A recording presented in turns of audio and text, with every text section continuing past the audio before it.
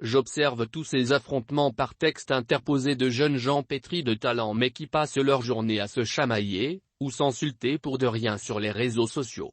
Soit c'est pour défendre une personnalité du pouvoir en place, soit un leader de ce pléthore de formations politiques du camp opposé qui pullule sur la scène politique togolaise. Oui, je pleure la jeunesse de mon pays que les politiques manipulent à coups de monnaie sonnante et trébuchante dégoulinant de la sueur des pauvres contribuables togolais.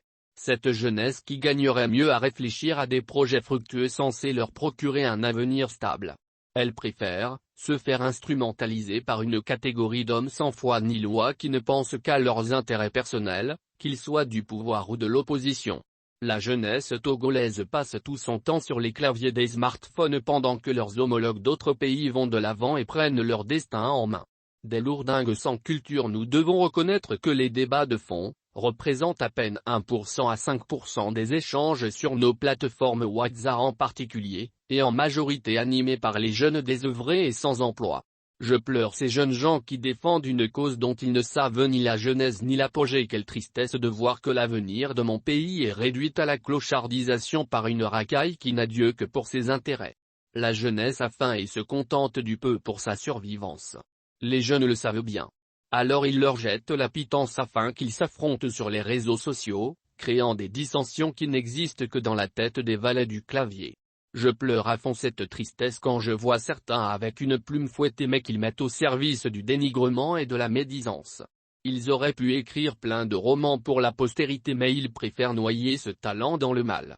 Politiciens, arrêtez de tuer la jeunesse. La jeunesse de l'époque coloniale a accompli son devoir envers nos pays jusqu'au sacrifice suprême. Elle a rempli une fonction évidente dans les mouvements anticoloniaux. La génération suivante n'avait pas aussi croisé les bras face au régime criminel installé par les colons après avoir fait assassiner tous les nationalistes. Elle a rempli la base de la contestation de ces régimes totalitaires.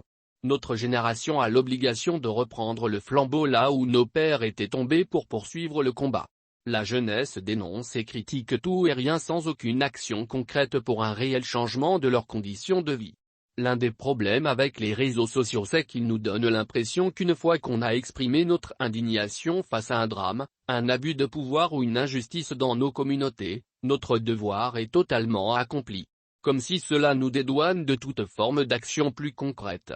Si notre Togo n'avance pas, une part de responsabilité revient à cette jeunesse inactive et aussi, notons-le, à cette diaspora, donneuse de leçons sur les réseaux sociaux, égoïste, indifférente et qui ne pense qu'à sa personne.